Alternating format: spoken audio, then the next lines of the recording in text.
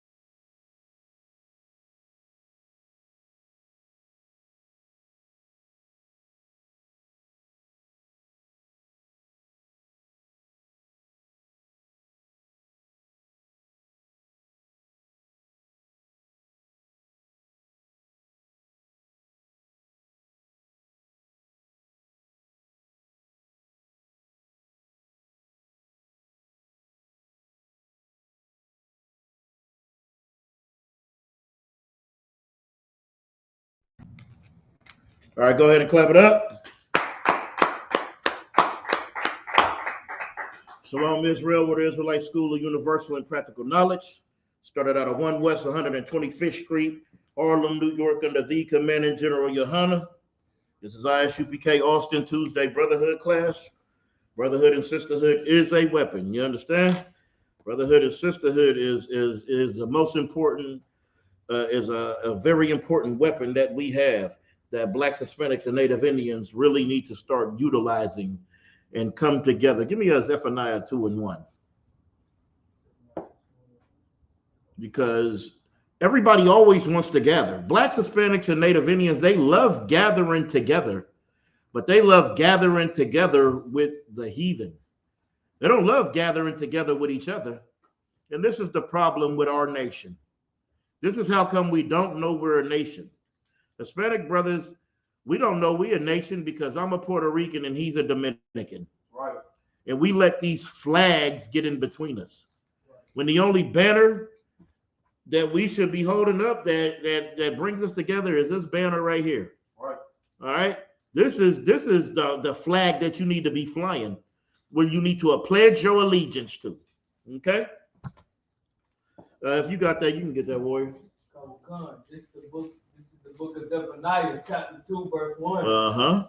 Gather yourselves together. Do what? Gather yourselves together. Uh-huh. Yea, gather together, O nation not desired. No, everybody gather. Gather yourselves together. Yea, gather together, O nation not desired. Nation not desired. That's who's supposed to be gathering.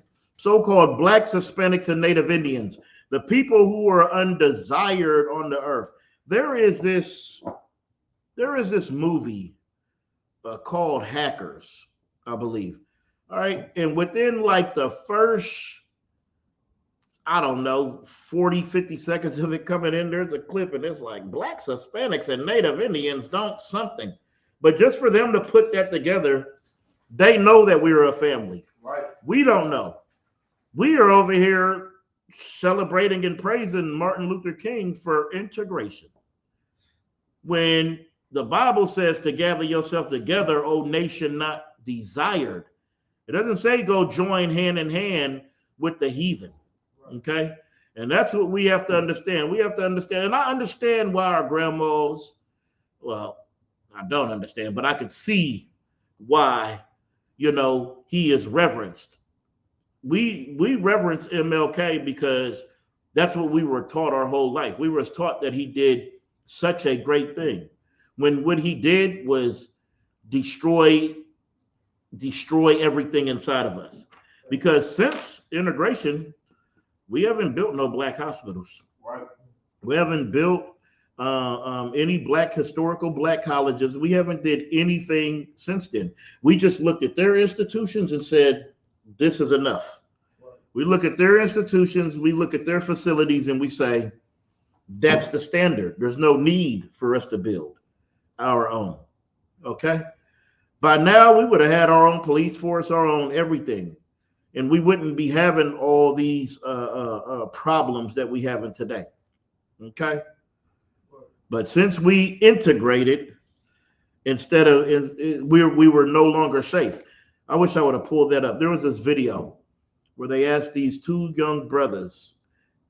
This was back in the day, and they said, "What should they do?" With all of the white people, right? He said we should take them all, and we should put a fence around them for our safety. Okay. I'm going to let y'all in on a little secret. The reason Martin Luther King wanted to integrate was for sex. So he could sleep with the oppressor. Just like the reason y'all love integration so much. The reason we love integration so much today is because you can go get you a pink toe. Okay? You can go get you a pink toe and live happily ever after. That's why a lot of the athletes, that's what they do. They leave their woman. A lot of the rappers, the actors, they're going to leave that black woman. They're going to leave that sister, and they're going to go get somebody who is not from among their nation. Read that again one more time. This is the book of Zephaniah, chapter 2, verse 1. Mm-hmm. Gather yourselves together.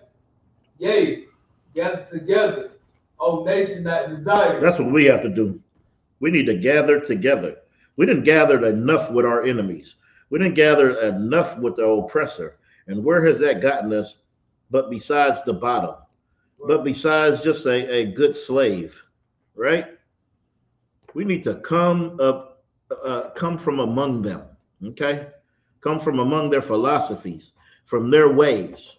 That's what we need to do. Let me get Deuteronomy 13:1. Let's get right into Martin Luther King. He's in the Bible too, if y'all didn't know. Okay. Right. He is right in there.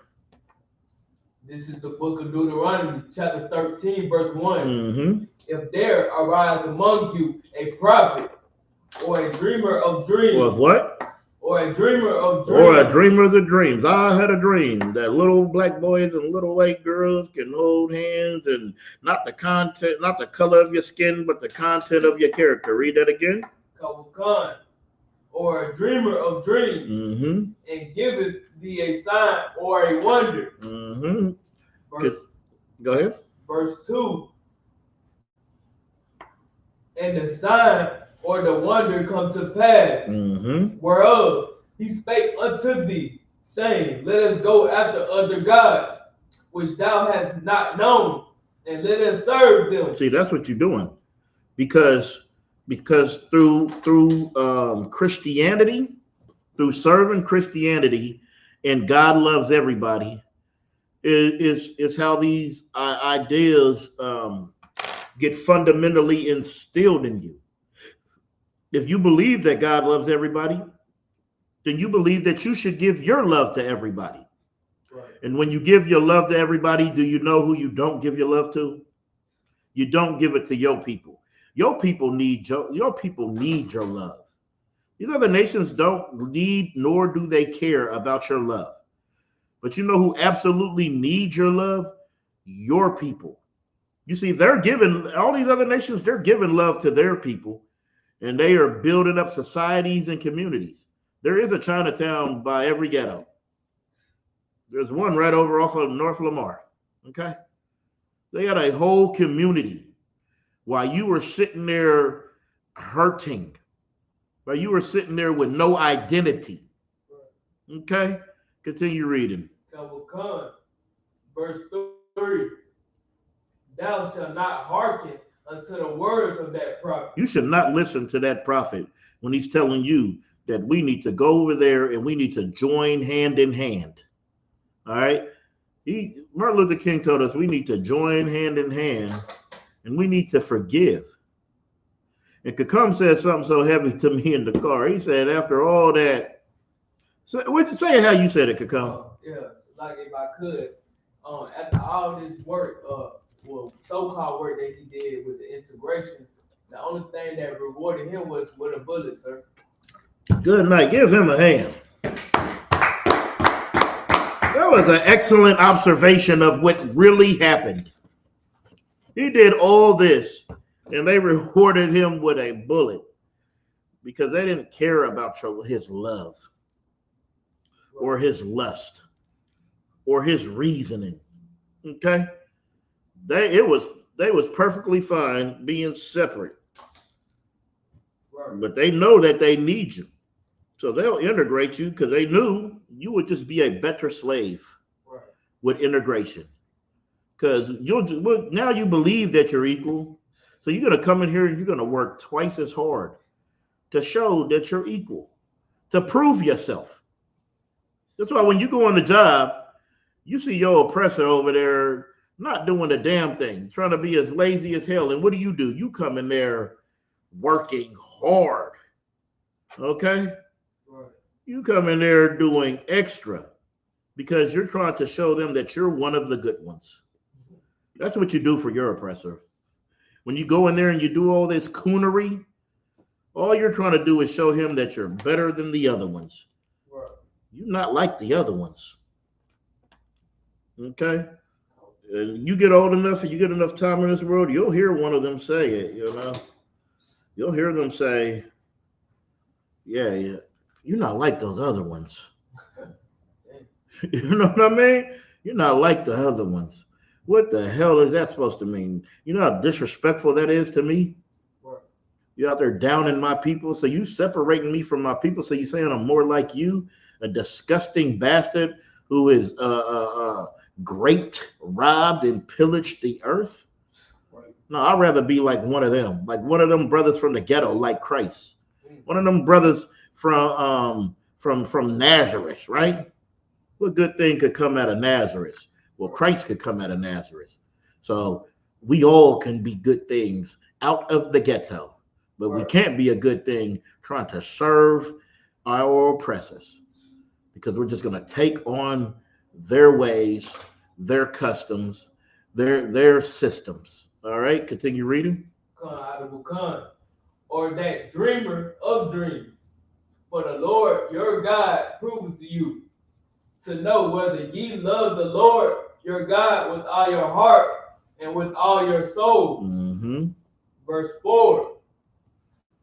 Ye shall walk after the Lord your God and fear him and keep his commandments and obey his voice, and ye shall serve him and cleave unto him. See, we're supposed to obey the Lord and to cleave unto him, not cleave onto your oppressor because you're looking for equality.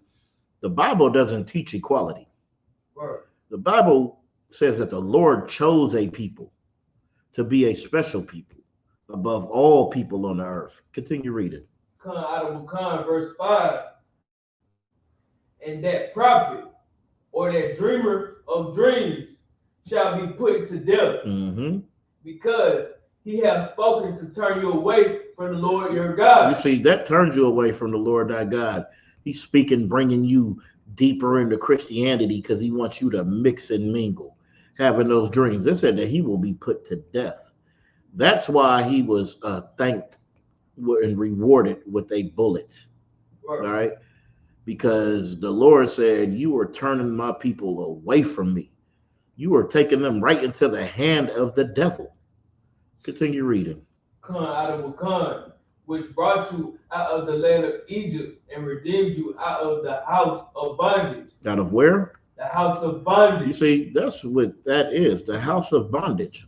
And Martin Luther King, growing up in the church, how come they don't teach you in there that America is modern day Egypt and Egypt is the house of bondage? So America is the house of bondage. Right. Okay? This is the place where you were brought to be a slave, to be put back into a captivity. Continue reading. To thrust thee out of the way which the Lord thy God commanded thee to walk in.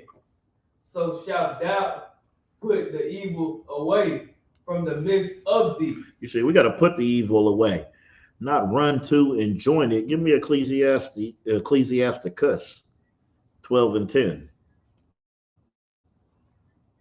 Okay? Because this is something that we should have known. All right? He put so much trust and faith in the not the color of the skin, but the content of the character. Well, he should have checked the context of their character, and he should have just did history, and then he would know this right here. Instead of worrying about the context of our character, you better worry about that context of your oppressor's character, right, and to know that the Bible tells you exactly how to deal with him. Go ahead and get it. It's a book of Ecclesiasticus, chapter 12, verse 10. Never trust thine enemy. Sometimes. Never trust thine enemy. But I want to sleep with their women. Never trust thine enemy. But integration is going to be a good thing. Never trust thine enemy. The Bible says to never trust your enemy. So if you want to integrate, that means you are trusting your enemy. And that's what Christianity breeds. It breeds you to trust and rely on your enemy, right, and not on your people. Continue reading. For like as iron rusted, so is his wickedness. But like as iron rusted, so is his wickedness. Okay? You ever see a old Chevy, and then it'll start with one little dot of rust, and before you know it, it will compromise the whole entire body of the vehicle. Right. That's what your oppressor does, because his wickedness is like rust. Continue reading. So is his wickedness. Verse 11. Though he humble himself and go crouching, yet take good heed and beware of him. So he's going to be very humble sometimes.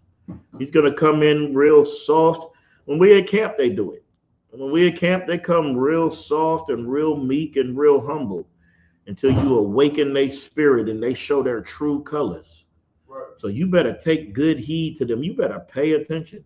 You better understand what you're dealing with. Continue reading. And thou shalt be unto him as if thou hast wiped a looking glass, and thou shalt know that his rust have not been altogether wiped away. You see, hearing the truth, that's how we are. See, the rest of the world, they're looking at the oppressor through the fog in the glass. You know, when you get out the shower and that mirror is just all foggy, that's how they're looking. Right. You know the window's foggy and you try to look out and you can't see. That's how they see the oppressor. But with us, hearing the truth, we have wiped that glass clean, and we can see right through it, and we can see clearly exactly how our oppressor is. It is clear exactly who he is. Okay? Right. Continue reading. Khan, verse 12. Set him not by thee, lest when he have like set him not by thee when he have overthrown thee.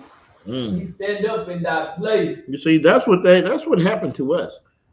Okay? Our enemy is standing up in our place.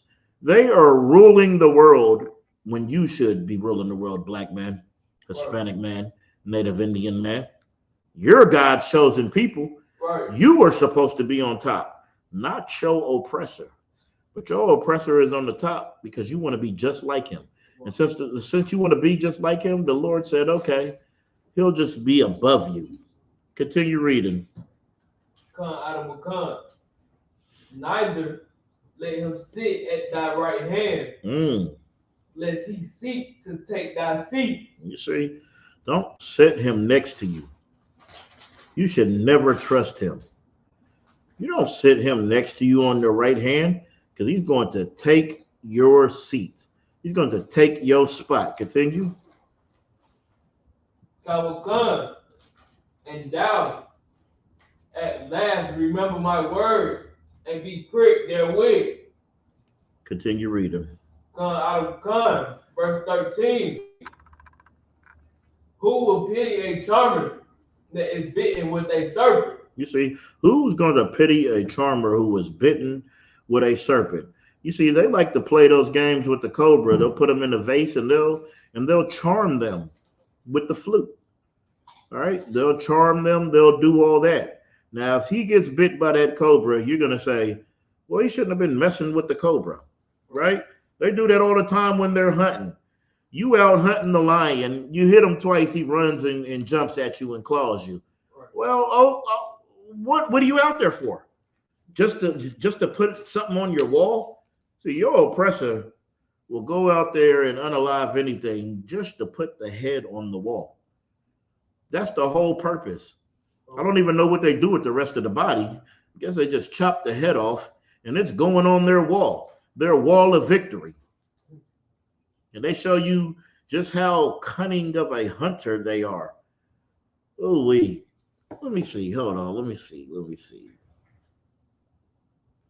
Yeah, just continue reading. I almost jumped in the whole nother something else. Khan, who will pity a charmer that is bitten with a serpent, or any such as come nigh wild beast. Yep. Verse 14. Drop down to 16.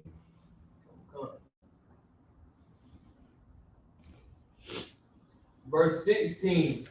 An enemy speaketh sweetly with his lips, but in his heart he imagineth how to throw thee into a pit. See, that's all he's trying to do is keep you in hell. He talks sweet with his lips, but he's going to oppress you and keep you in hell, keep you in a pit, keep you at the bottom, keep you destroyed. Continue reading. Khan, he will weep with his eyes, but if he find opportunity, he will not be satisfied with blood. His thirst for blood, his thirst for hunting, his thirst for unaliving, it can never be quenched. Don't believe his sad, soft tone and his weeping eyes. Don't believe that. You better understand what's in his mind. Right. But understand what's in his DNA. I'm going to show you. Give me Genesis 25 and 25. I'm going to go there anyway.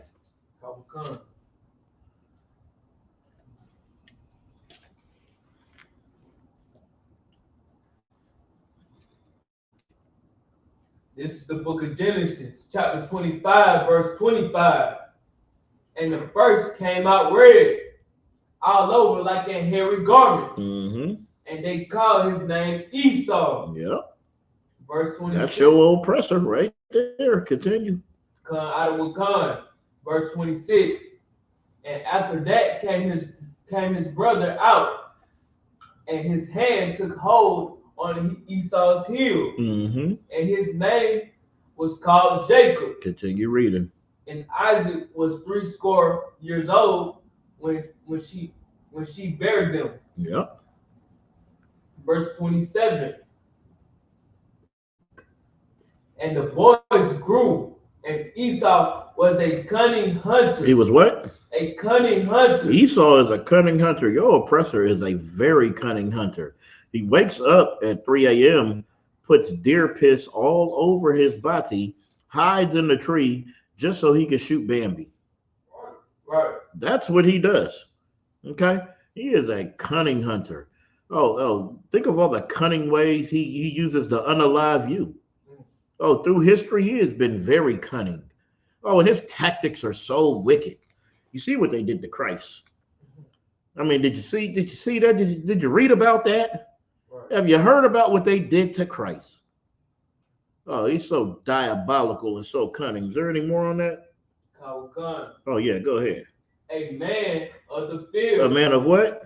Of the field. The man of the field. Steve Irwin out there wrestling crocodile. Crocky. All right. They all out there. They all out there hunting and camping and doing all manner of unaliving for sport. That's how cunning of a hunter he is. That's how much of a man of a field he is.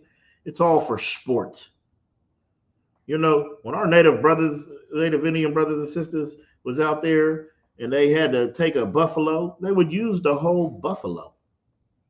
They didn't do it just to put a head on their wall. Right. That's what your oppressor does. Continue reading. Khan. And Jacob was a plain man, dwelling in tents. You see, we plain. We in the house. Jacob was in the house chilling. Right. Esau was out there coming back smelling like a wet dog. Jacob was in the crib. All right. You could drop that. Let me get First Ezra 9 and 8. Yep, 9 and 8.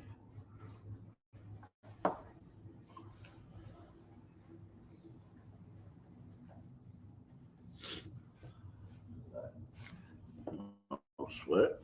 This is the book of First Ezra, chapter 9, verse 8. Mm-hmm. And now, by confessing, give glory unto the Lord God of our fathers. Verse 9. And do his will, and separate yourselves from the heathen of the land. Now gather yourselves to the heathen of the land. And separate yourselves from the heathen of the land. That's what we're supposed to be doing. We're supposed to be separating from these other nations, not joining with them hand to hand, Right. not looking to be equal with them, not looking to sit next to them. Right. The Lord said we should separate from the heathen of the land. And what else? And from the strange women. And from the strange women. You know who the strange women are? Women that are not of your nation. Let me get that first article. The madly in love one. Madly in love. Well, I don't know if they're gonna say that. Go to the thing. This one right here. Yep. That's the one. Are the generals in here?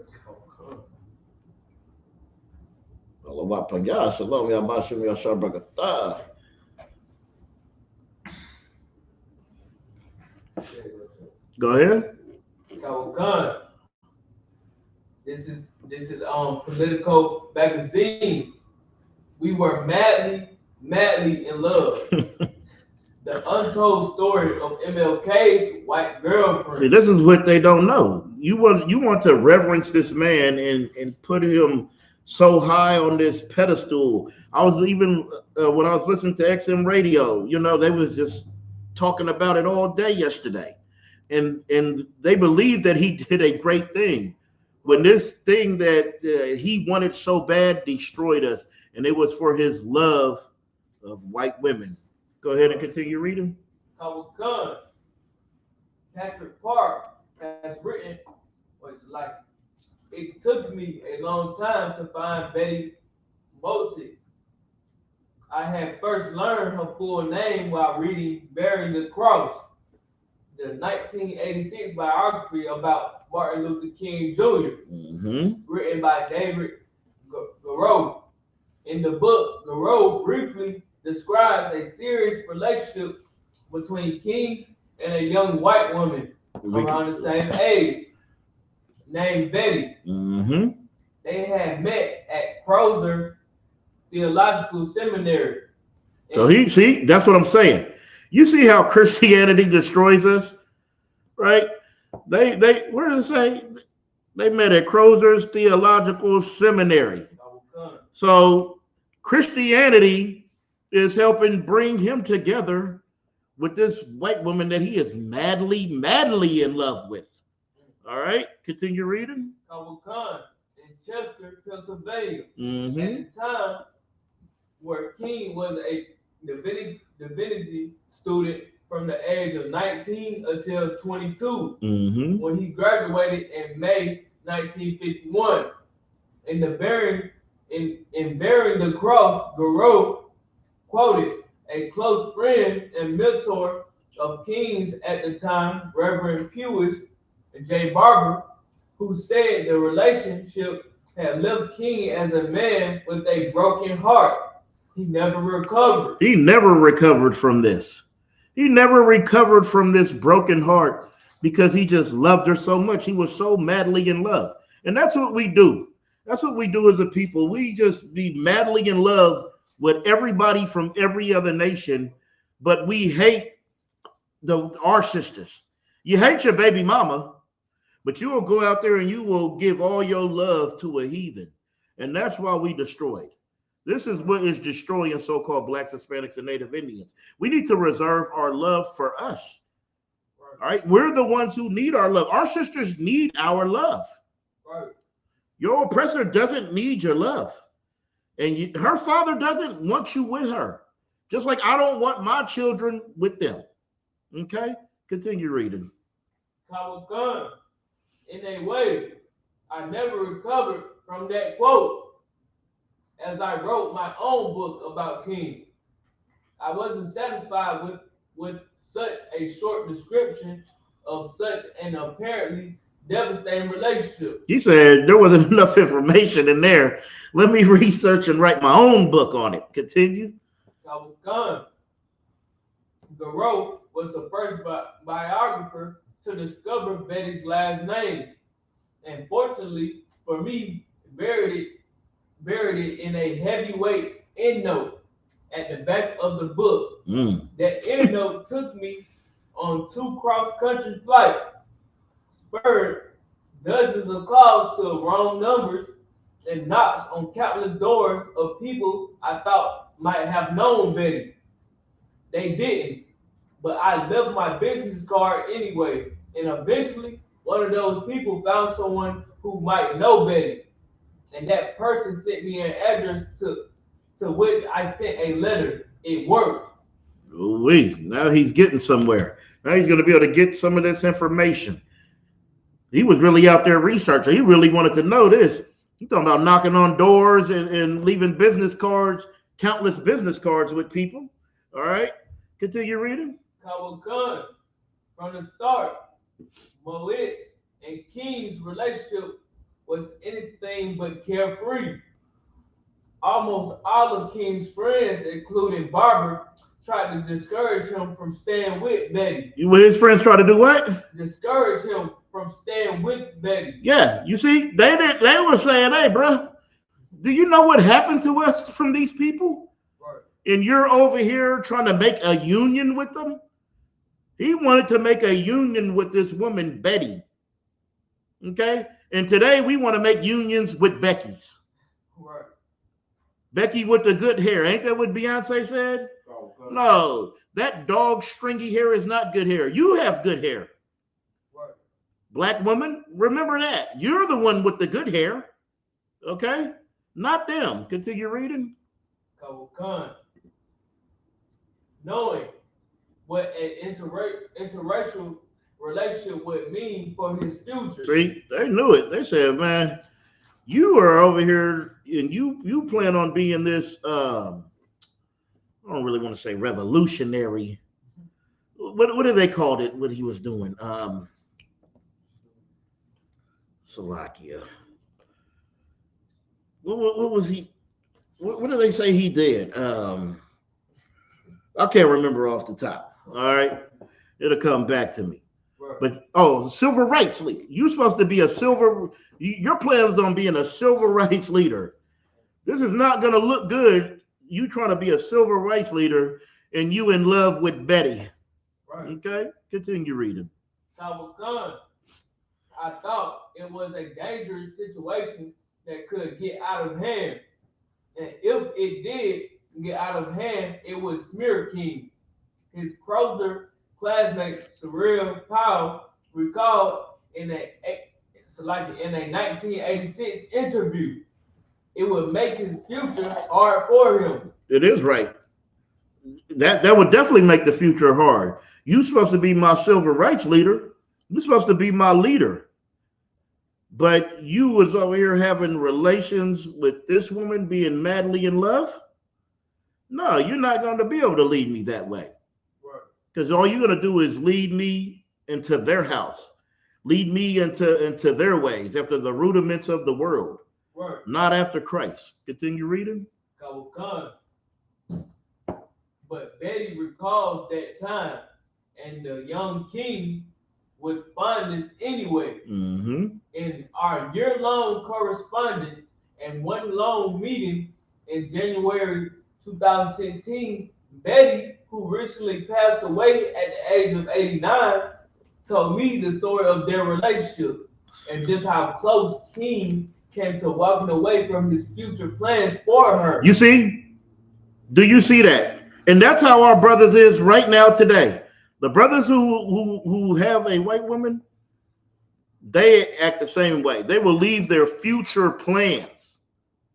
He was about to leave his future plans for her. Okay? That was his spirit. Right. All right? He was going to say, forget them.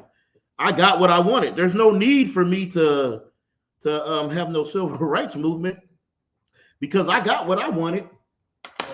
Continue reading. Kawakan, we were madly in love. They were what? Madly in love. Mm-hmm. Continue. The way young people can fall in love, she told me during our conversation at her home. She started at the beginning. From a young age, Betty Mowat had a family connection to Crozer, where MLK was known as at the time, was pursuing his studies before returning to his native Atlanta to follow in his father's footsteps as a preacher at Ebenezer Baptist Church. Mm-hmm. Mowat's grandmother, Elizabeth, became the school's dietitian in 1933. When she retired, Betty's mother, Hannah Mowat, took over the position. We could drop that. I don't even need all that. I want to go back to the Bible. Let's go to 1 Kings 11:1. Let's get some understanding on what happens to us when we deal with strange women, right? That's what the scripture said. It said we need to turn from the heathen of the land and strange women. So let's see why the Bible says that.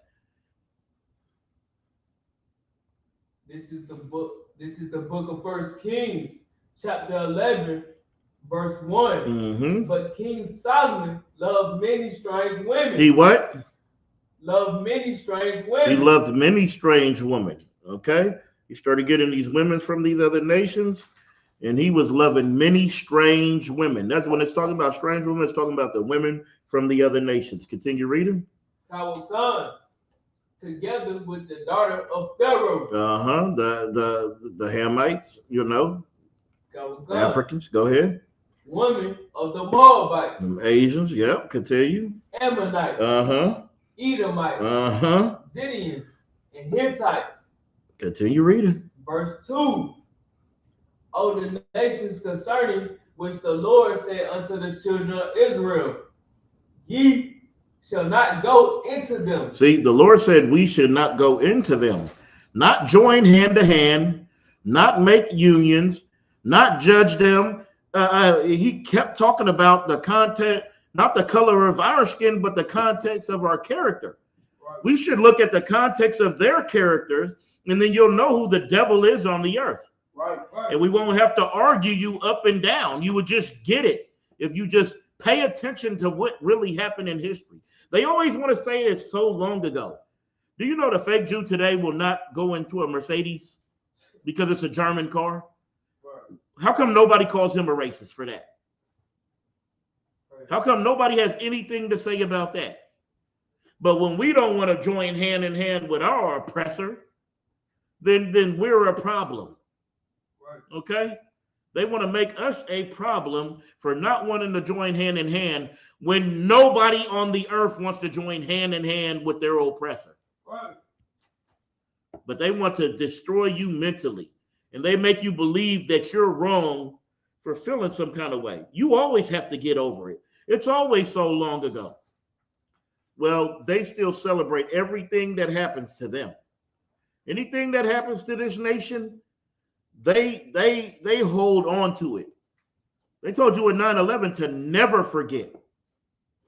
But anything that happens to you, they want you to forget that quick, fast, and in a hurry. Continue reading. Neither shall they come in unto you. See, we are not supposed to make marriages with them, go into them, and neither shall they come into us. Continue reading. For surely they will turn away your heart after their God. For they will what? Turn away your heart after their God. Because you're going to love this woman. So if you love her, you're going to reverence the things that she reverences, right?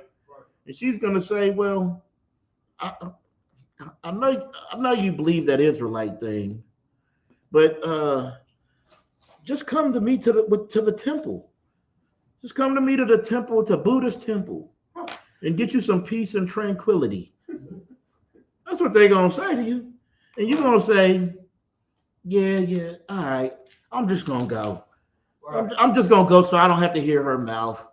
I'm just going to go so I can try to get some understanding. Don't join with them. Right. They're going to turn your heart away from your God. Continue reading. Solomon clave unto these in love. Drop down to 4 for me, please.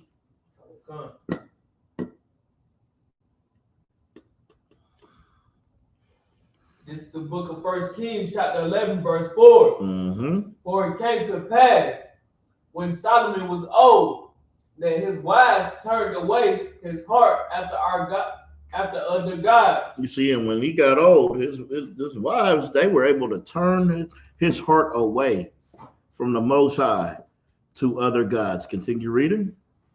And his heart was not perfect with the Lord his God, and was the heart of David his father. Mm-hmm. Continue reading. Verse 5. For Solomon went after the Ashtoreth, the goddess of the Zidonians, and after Milcom, the abomination. See, he went, all right, so Solomon went after Ashtoreth, the goddess of the Zidonians. Okay? So he started, these women were able to manipulate him in his old age. It was getting him to turn away. So he started going after these gods. Continue. Verse 6. No, finish out 5 after the Zidonians. After the Zidonians, pick it up there. And after Milcom, the abomination of the Ammonites. Mm-hmm. Verse 6. And Solomon did evil in the sight of the Lord. You see, that's what you do. When you want to give your love or give your reverence or pledge your allegiance to anything but the Most High, then that's what it is. Okay? Read that part one more time. And Solomon did evil in the sight of the Lord. That's what you're doing. You're doing evil in the sight of the Lord when you were going after these women of other nations, when you want to join hand in hand with these other nations, and when you start serving their gods. Right. Okay? The Lord brought us out of the land of Egypt. Moses was up there on the mountain too long. We brought all of our gold and said, build us an idol, build us a god out of Egypt, and we built that calf, a golden calf. They stressed Aaron out about that. Okay, that's why we should never, ever do that. We should never turn our back on our God, especially for some false idol or something that's not real. Good night. Continue reading. God was gone and went not fully after the Lord, as did David his father. So you got to go fully after the Most High. You got to gird your loins. You're going to have to plant your 2 feet and stand and fight for the Lord. I don't care what your rib believes in. Right. I don't care if she thinks the black woman is God. I don't care if she believes in Horus and Seth and Ra and all. You say, no, I'm standing with the Lord. Right. All right, continue reading. Khan, verse 7. Then did Solomon build an high place for Chemosh, the abomination of Moab. So he out there just building. He got him a little Asian, and he building statues. He's building up these gods for them. Continue reading. Khan, in the hill that is before Jerusalem, and for Molech, the abomination of the children of Ammon. You see, he's building this up. The Lord gave us that land, and you ain't gonna be able to put no other god there. Okay? Right. That is not what you do. All right, continue reading. Khan, verse 8. And likewise did he for all his strange wives, which burnt incense and sacrificed unto their God. You see that? You let them burn incense and sacrifice to false idols. The only one you need to be worshiping is the Lord. Right. Okay? Not no false idol. Not none of these idols that can't do anything. Okay? They can't walk, they can't talk, they can't do anything. Right. I don't want to jump off there, right? I don't want to jump off. I was gonna get Elijah, but let's go to Judges. Let's stay on point.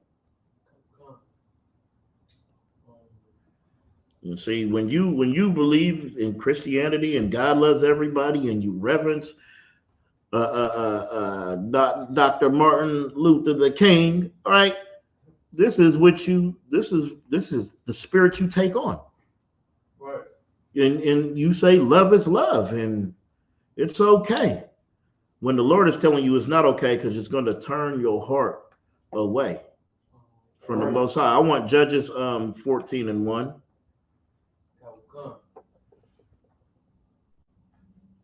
This is the book of Judges, chapter 14, verse 1. And Samson went down to Timnah and saw a woman in Timnah of the daughters of the Philistines.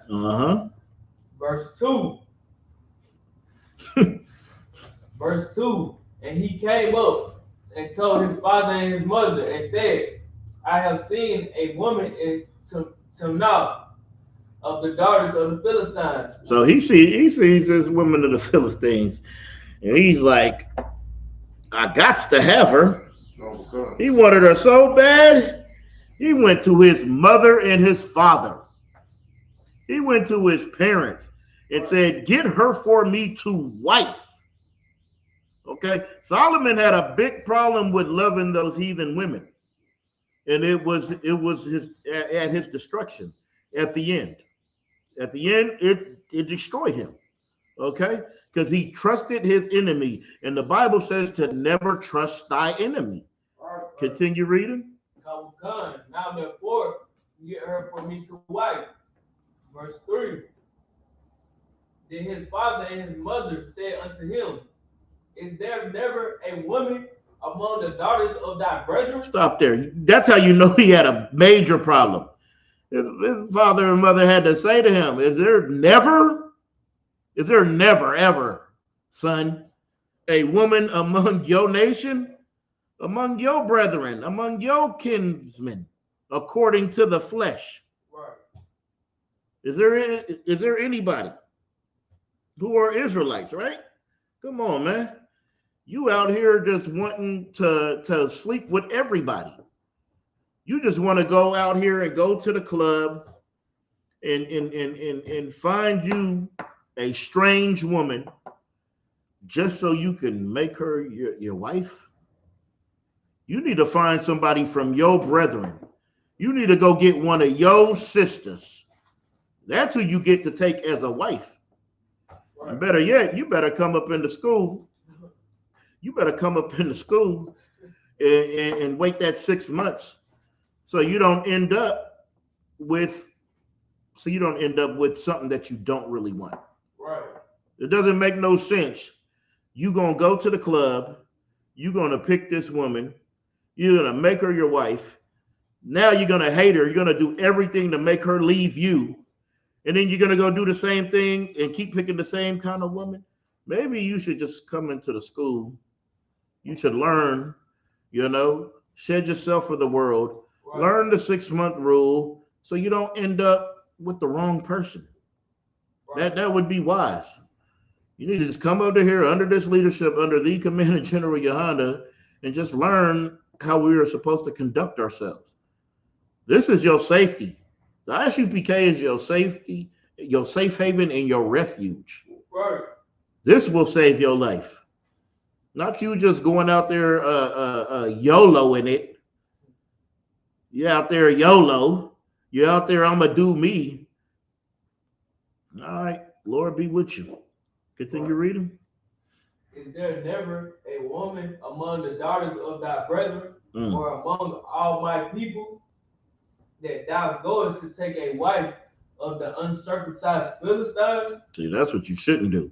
Shouldn't go to these other nations and take no wife from them. Continue reading. And Samson said unto his father, get her for me, for she pleases me well. You see, that's all he wanted. He just wanted her. He liked how she looked, and it made him want her, and he just is pleading with his father and his mother to go get her. Go ahead. Verse 4. But his father and his mother knew not that it was of the Lord, that he sought an occasion against the Philistines. For at that time, the Philistines had dominion over Israel. Ooh-wee. Verse 5. Hold on. I don't think I need 5. They had dominion over us, right? You over here, you are literally going to your enemy and laying with them, right? And wanting to marry them. All right. Let me see. I do want to get this. And we're going to jump through some of this. No, I want you to jump over to 16 for me. Verse 16? Yes. This is the book of Judges, chapter 14, verse 6. No, Salakia, 16 and 1. That's my fault, Salakia. I want to get some of this too, because the boy Samson, love them heathens. This is the book of Judges, chapter 16, verse 1. Mm-hmm. Then Samson to Gaza and saw there an harlot and went in unto her. Boy Samson, he had a problem.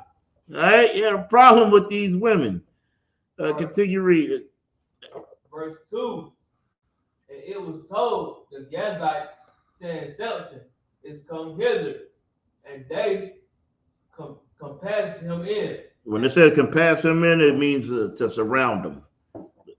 And laid wait for him all night in the gate of the city, and were quiet all the night, saying, in the morning, when it is day, we shall kill him. You see, and they wanted to unalive him because he's running up in their women. They don't want that, right? Just like you shouldn't want that. God doesn't want that. All right, continue reading. Verse 3. Samson lay till midnight and arose at midnight and took the doors of the gate of the city Mhm. and the two posts, and went away with them, bar and all, and put them upon his shoulders, and carried them up to the top of a hill that is before Hebron. You see, Samson, that was a big, strong boy right there. You know what I mean? He had that power because he was a Nazarite since birth. Continue reading. Kawakhan. Verse 4. And it came to pass afterward that he loved a woman in the valley of Sorek, Mm-hmm. whose name was Delilah. See, now he loved Delilah. This is the story that they all always heard about. Samson and Delilah. Continue reading. Kawakhan. Verse 5. And the lords of the Philistines came up unto her and said unto her, entice him, Love him. entice him, Join hand in hand with him. entice him. It said to entice him. They used this woman of their nation to entice Samson so they can unalive him. That was the whole goal. Okay? And he's so blinded by this heathen that this is what we have. Continue reading. Kawakhan. And see wherein his great strength lieth, Mm-hmm.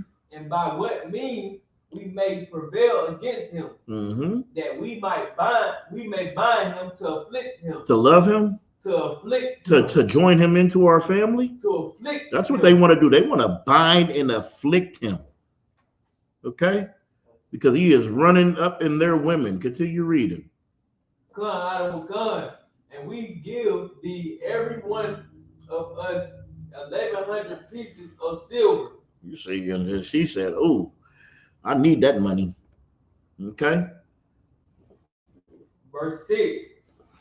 And Delilah said to Samson, tell me, I pray thee, wherein thy great strength lieth, and wherewith thou mightest be bound to afflict thee. She's saying, where is your strength?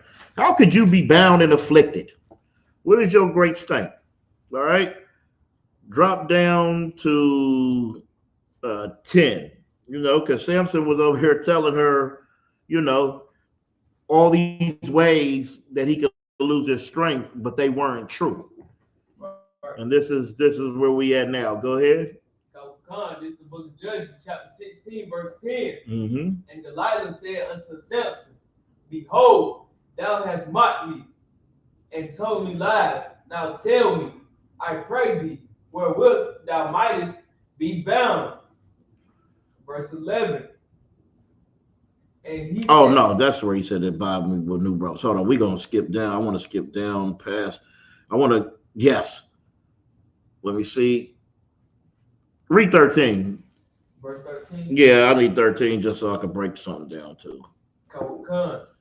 This is the book of Judges, chapter 16, verse 13. Mm-hmm. And Delilah said unto Samson, hitherto thou hast mocked me and told me lies.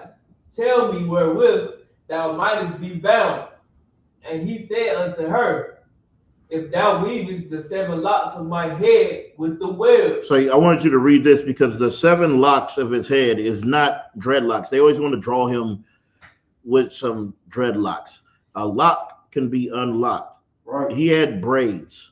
Right. Okay, who the hell just had 7 locks? Right?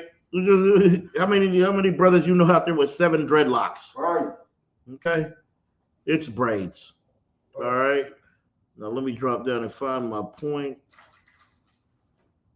All right, now let's drop down. Hold on, yes, drop down to 16.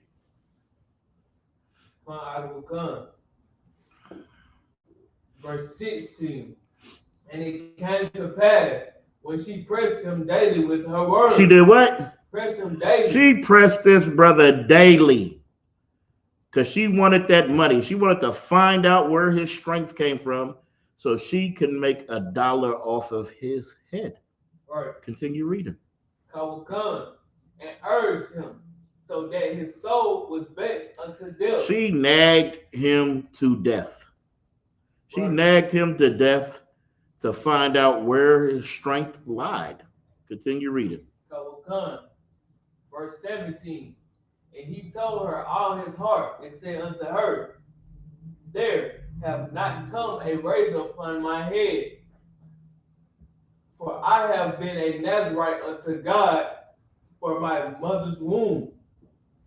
If I be shaven, then my strength will go from me, and I shall become weak and be like any other man. So since he was nagged and she pressed him daily, he told her the truth.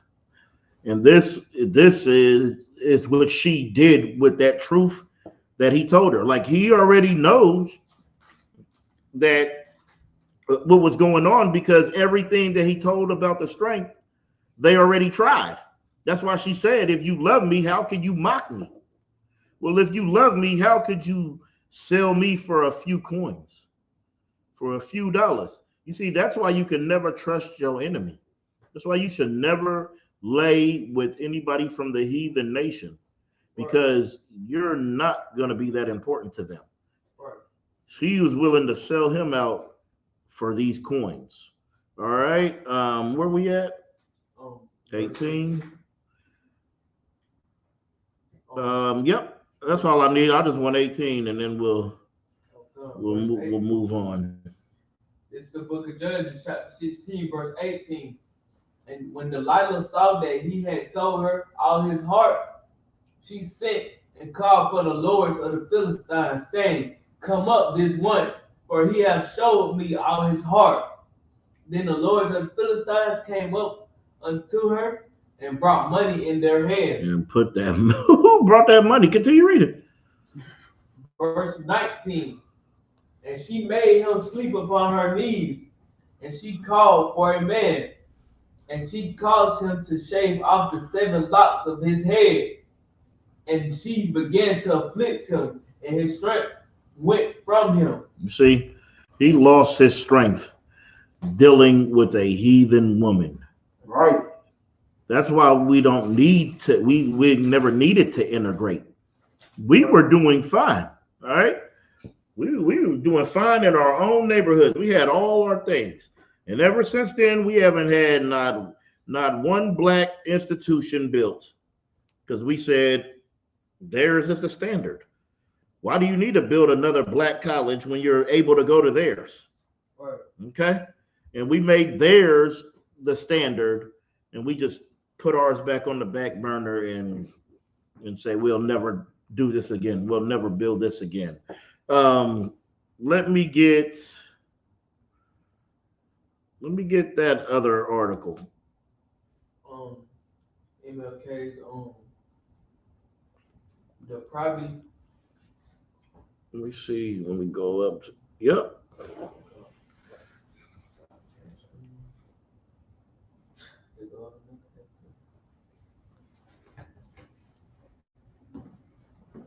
What's all this? What's all this? Scroll up there. What's all this on there?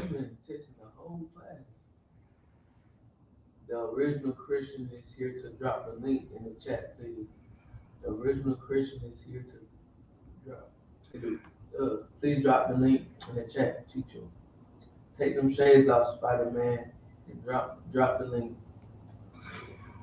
The original Christian is waiting for the link. Well, the original Christian just needs to learn. Just sit back and learn. That's all you got to do. Right. You don't need a link. Right. Need medication. Let me get you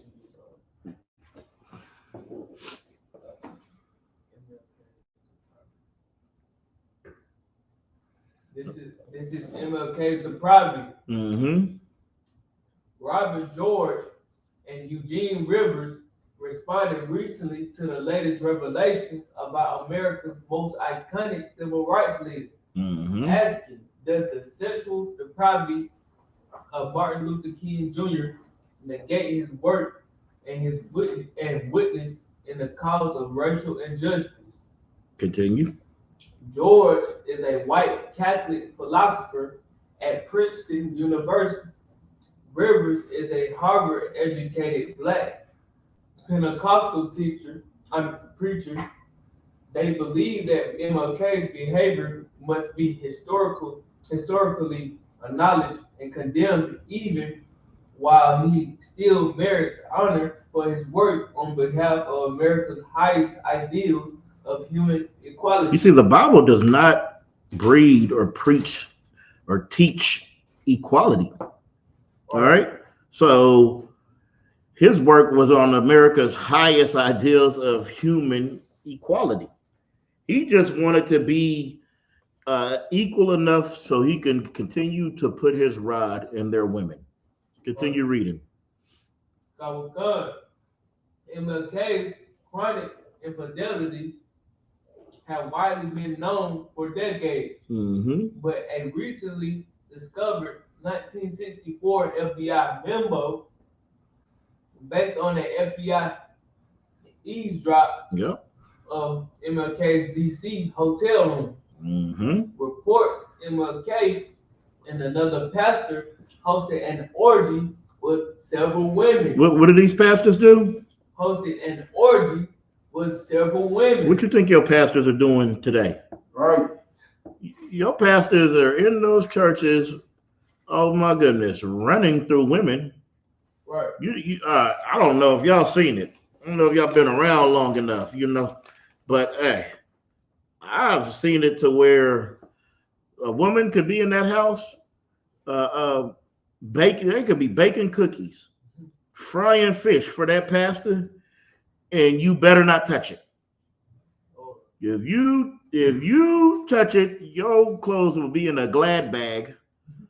All right, in a Glad bag outside, and you're gonna have to leave. Oh, that's pastor's cookies. That's pastor's cake. Well, you gonna make that in your easy bake oven and hook it up to your car lighter, because you ain't about to make pastor a damn thing in here talking about I can't get none. Right. Okay. See, these two pastors, they are out here. They were out there having orgies. They was in these hotels.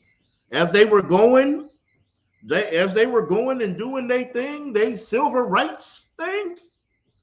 Oh, while they telling you all of this, preaching and teaching to you behind closed doors, they were having orgies, okay? While they were claiming to be man of God. They were seeing each other's nakedness. Continue reading. Now, God, MLK is described laughing as his pastor friend forces one woman into a sexual act she resisted, arguably making MLK complicit in rape. You see that? He was laughing. When that other pastor wanted to make this woman do something that she was trying to resist, Martin Luther King, he was laughing at it. Okay? He was laughing at what was happening to this woman. That's a real sexual deviant right there. This is the man that you want us to revere and look up to, and hold to such high esteem. Well, you just shouldn't hold him up there so high. You should probably take him off that pedestal. Right. All right? Because he's out here just doing unthinkable acts that you wouldn't even have believed he did. Continue reading. Khan. The memo was written by FBI official William Sullivan, reputedly a devout Catholic who was particularly preoccupied by MLK's sexual misdeeds. FBI recordings originally justified to monitor MLK's ties to leftists like his longtime friend and former Communist Party USA member Stanley Levison. Good night. Continue. Howard Khan reportedly chronicled MLK's encounter with 40 women during the 1960s. Hey, during the 1960s, 40 women. What year was he unalived? 1968. 19 what? 68. So he was running through these women. They act like he was here for the 70s. And look at this. They act like he was here for the 70s. That boy was running through. Okay? Oh, having orgy parties and just just doing whatever his flesh told him. Right. His whole civil rights movement was about the lust of his flesh. And you thought it was about civil rights. You thought it was about somebody sitting on the bus. You thought it was about you getting a better job. You know, every time I go into the bathroom and I see they pubic hairs on the toilet, I get mad. Because I wouldn't have had to see that if it wasn't for Martin Luther King. We'd have to share a bathroom with those filthy beasts. Okay, continue reading. These recordings will not become publicly available until 2027. Hey, 2 more years. Oh, wait. 2 more years. Y'all gonna know who the real Martin Luther the King is, right? Go ahead. Sullivan's memo about MLK at the Willard Hotel in 1964, which also included a second orgy the following night with 12 people. You see? Oh, back to back. He couldn't get enough. He's having back-to-back orgies. That's why I call him Orgy Mike. That was their real name, Mike, but his father liked Martin Luther so much he changed the name to Martin Luther. Okay, but that's why we call him Orgy Mike. All right, continue reading. Khan offers the most graphic account yet available of MLK's toward personal life. You see, it was graphic. Oh, he has a graphic account. I could just imagine. You heard the clip when he said, "I'm not gonna be a nigga tonight." Okay, that boy in there. Going into them. This is your man of God. And you want to trust these filthy, disgusting pastors. You want to look at them like men of God, and you want to look down on the priests and prophets of the Most High here in the Israelite School of UPK. You want to look at us like we're garbage. When you're looking up to some lustful man who just feeds his flesh all his days long. Continue reading.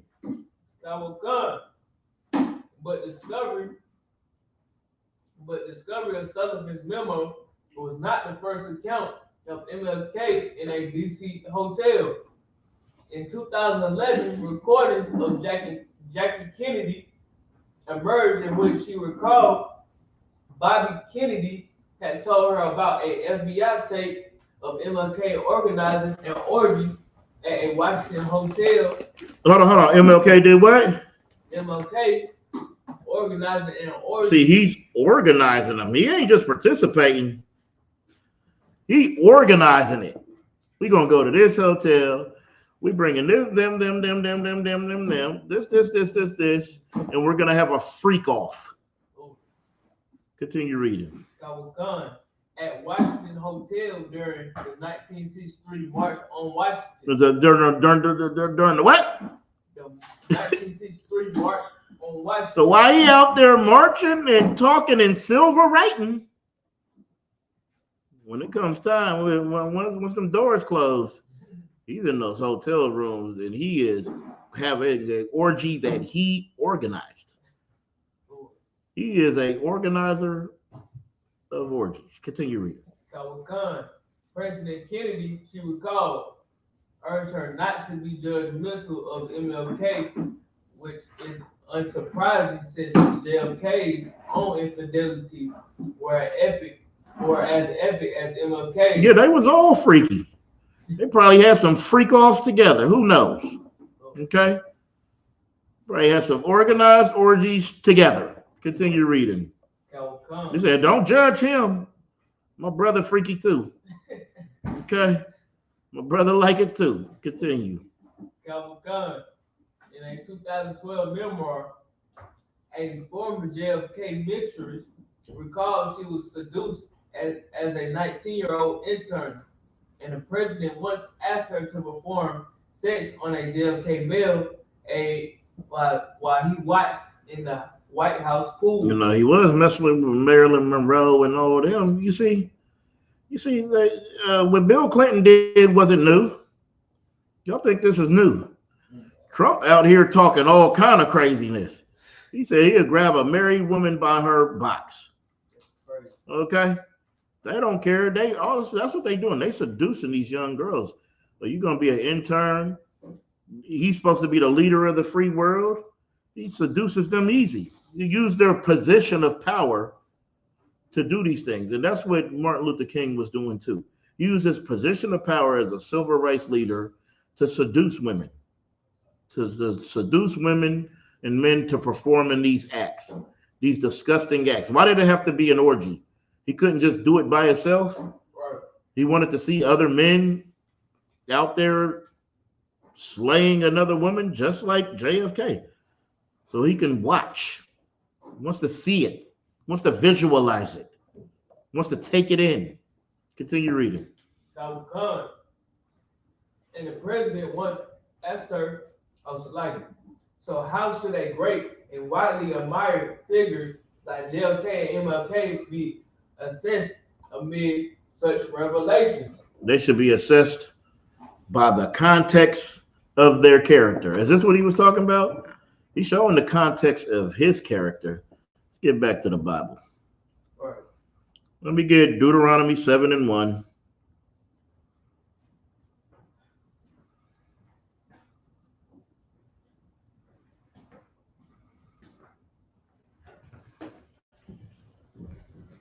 Khan.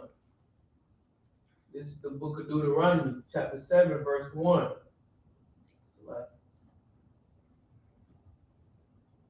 Verse 1, when the Lord thy God shall bring thee into the land whither thou goest to possess it, and have cast out many nations before thee, the Hittites, the Gashites, Girgashites, the Girgashites, the Amorites, the Canaanites, the Perizzites, the Hivites, Jebusites, 7 nations greater and mightier than thou. You see, this is what you need to understand, black man, Hispanic man, the Native Indian man. Don't matter how great you think these nation is.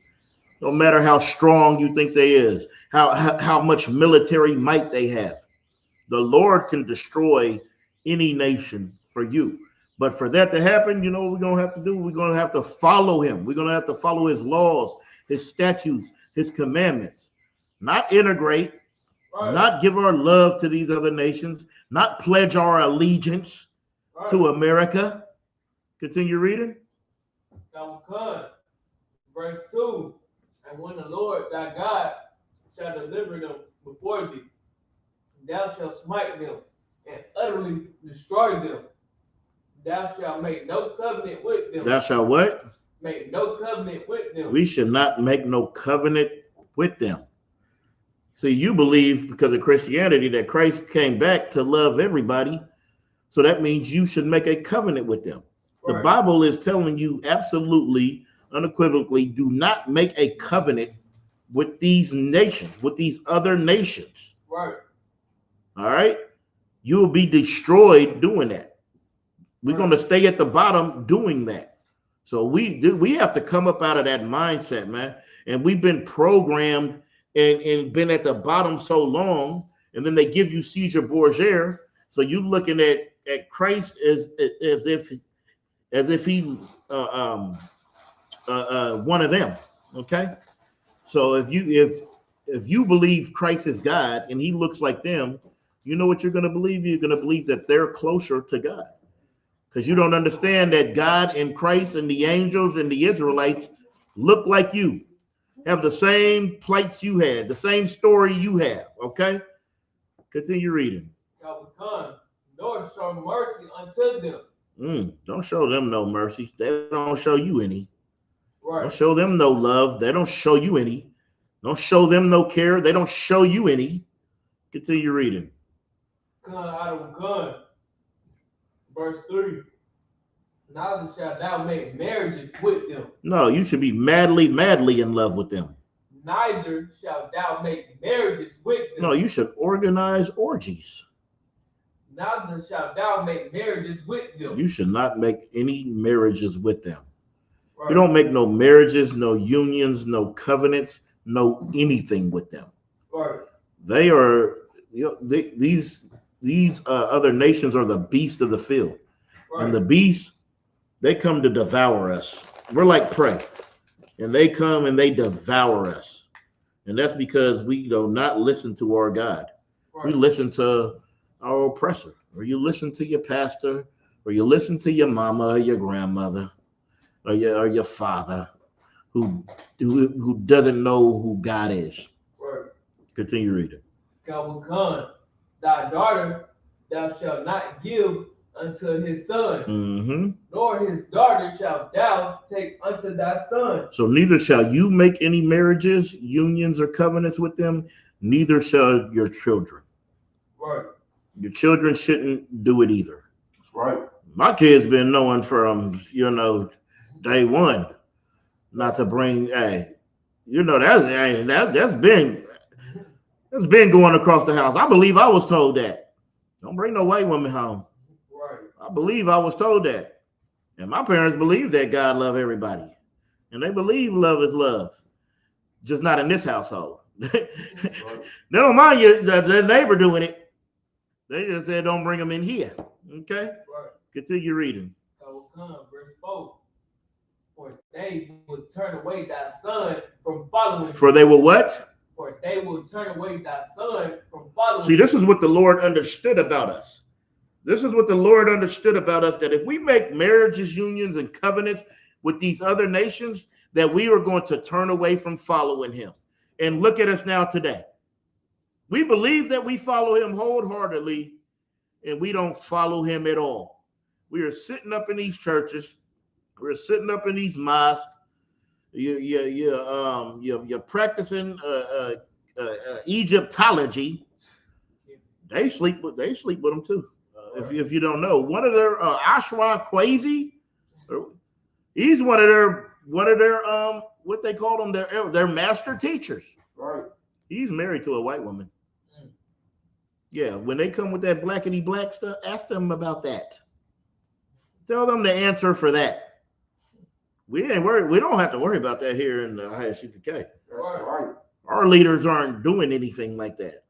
They're not doing anything wicked. They're not trying to make a union with these other nations.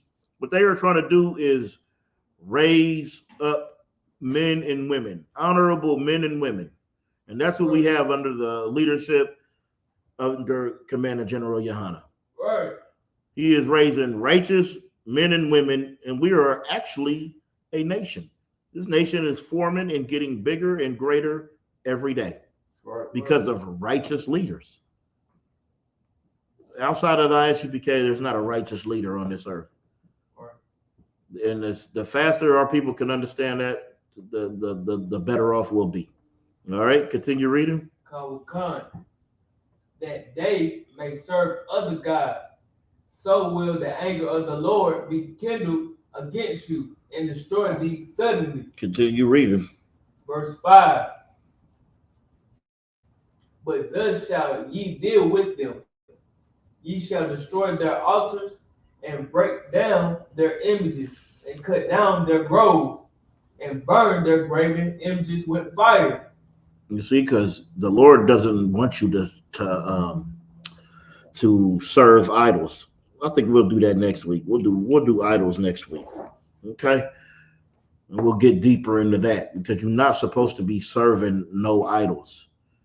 You're supposed to serve the Lord. Right. Okay? Continue reading. Come, verse 6. And this is why. Continue. For thou art an holy people. Thou art what? And holy people. Holy, meaning separate. We are Right. supposed to be a separate people. Okay? We are special.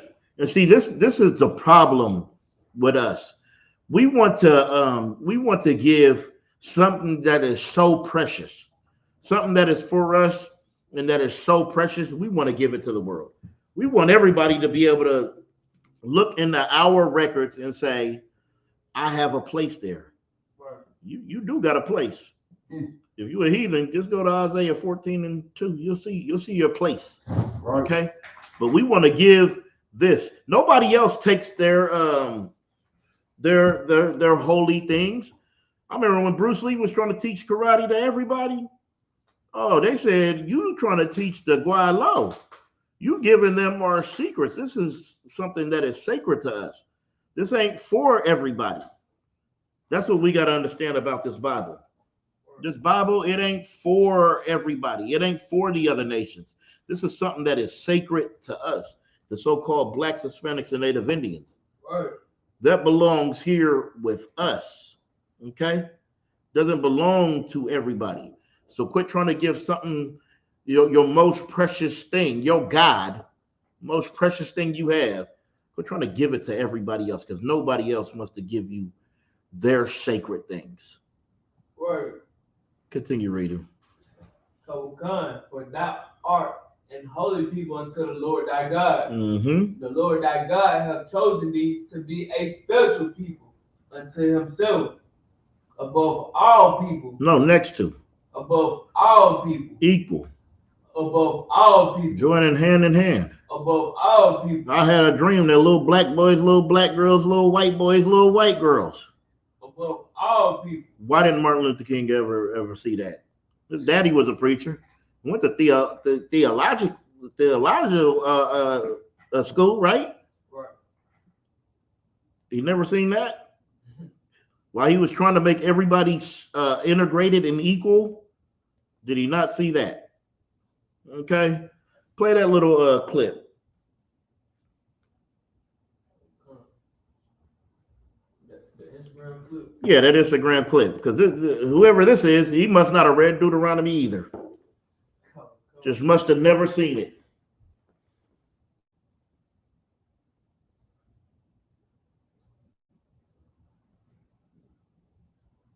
All of your children, black men and white men, Protestant and Catholic, Jew and Gentile, will be able to sing in the meaning of that old Negro spiritual. Free at last. Free at last. Thank you, God Almighty. We are free at last. If you believe where the Spirit of the Lord is, there is liberty. Come on, put your hands together and give your great God great glory. Let freedom ring from every hill and every molehill. That's crazy. Cool. Good night. He is up there. Oh my goodness, man. This guy is up there talking out that old Negro spiritual in front of a group of devils. What the hell do they know about a Negro spiritual? Sure. What do they know about serving a God? What do they know about anything except your death and destruction? Right. And you up there cooning for them. That was a disgrace right there. Maybe he should have read that we are supposed to be a special people unto the Lord, that the Lord has chosen us to be above all people on the face of the earth. All right, let me see what else. Let me get 1 Chronicles 16 and 35.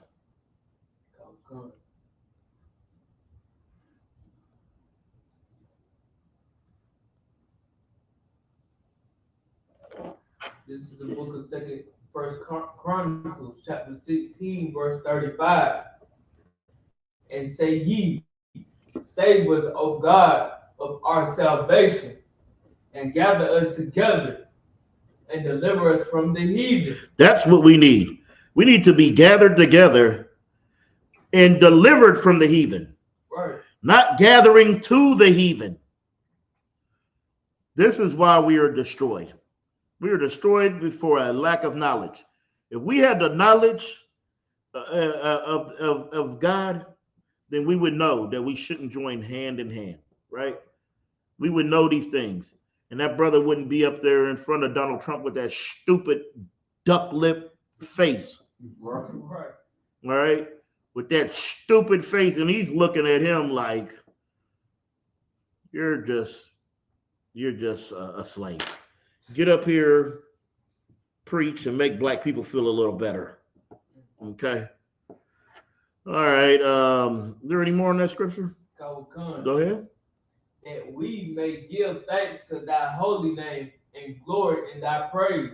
You see, when we want to be delivered from the land of the heathen, we're going to give praise to that holy name. We'll be thankful. All right. He's up here.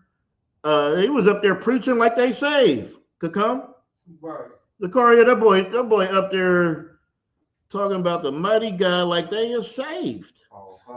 While you in the house of devils. You lucky if you make it out of there.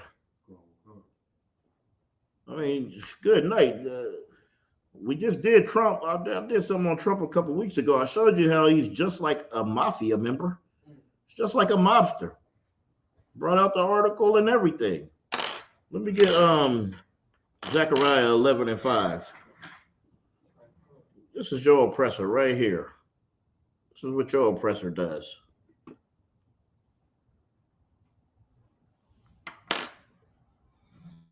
This is the book of Zechariah, chapter 11, verse 5. Mm-hmm. Whose possessors slay them and hold themselves not guilty. You see, our possessors slay us, so they hold themselves not guilty. That's why they're getting. That's why George Zimmerman was able just to, just go do whatever he wants, just to sell the gun, everything. He unalived Trayvon Martin, right, and walk free. You know how many people, how many police that unalived us and just walk free, Right. because our possessors slay us, and they hold themselves not guilty. Continue reading. And they that sell them say, blessed be the Lord, Mm-hmm. for I am rich, and their own shepherds pity them not. And see, since our shepherds don't pity us, our shepherds don't care what happens to us by the oppressor. Yeah, it makes the oppressor feel like they're closer to God, like the Lord is with them. The Lord is blessing them. They're able to do anything they want to you, and they feel like the Lord is blessing them. And because our gates are languished, because our leadership out there isn't leading, isn't doing anything, doesn't care, then they just say, hey, shepherds don't have pity on them. The Lord must be with us. Let me give them a last one, Job 9:24.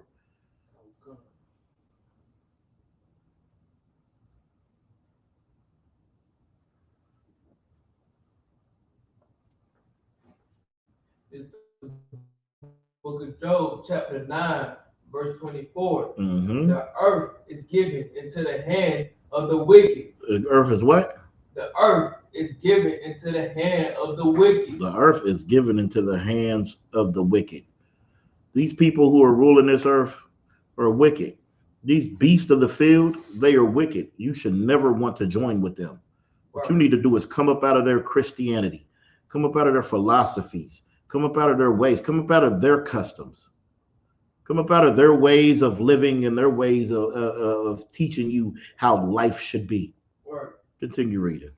And he covered the faces of the judges thereof. They cover the faces of the judges thereof. They cover the faces of the prophets. They cover the faces of Christ. They painted them. They painted them from black to white. Continue reading. If not, where and who is he? You see, who is that devil that's just out there on the earth? Just look at history. Just look at integration. Just look at all these things that happen on this earth. Look at Black Wall Street. Okay, look at everything that they have done. Look at slavery. Right. And you'll understand that there is an oppressor. And quit thinking that you free. And quit thinking that you equal because you live next door to him. Right. You think he wants you in his neighborhood? He hates it. He hates the fact that you're either rich enough or he's not rich enough to where you can be next to him. And with that, we're going to pass the class over. Let's pass it over to Zakaria. Officer Zakaria, give him a hand.